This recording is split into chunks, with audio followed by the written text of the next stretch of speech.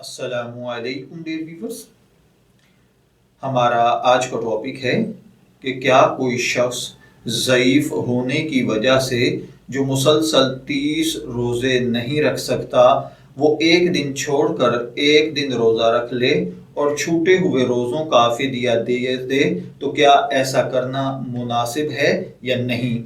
देखिए मेरे भाइयों और बहनों, ज़िंदगी में रोज़े के बदले फ़िदिया देने का हुक्म उस शख्स के लिए है जो बिल्कुल बूढ़ा हो गया हो, जिसमें फ़िलहाल रोज़ा रखने की ताकत ही ना हो और आइंदा रोज़ा रखने की उम्मीद भी ना हो।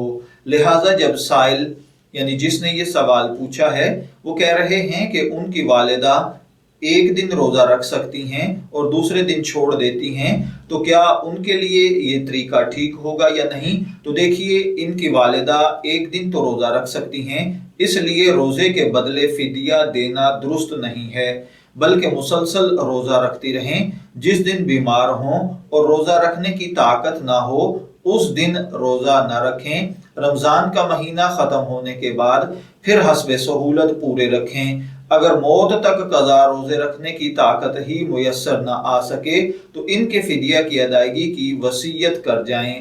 मैं दुआगो हूँ कि अल्लाह ताला हमें इन बातों को समझकर इनके मुताबिक अमल करने की तौफीक अता फरमाए।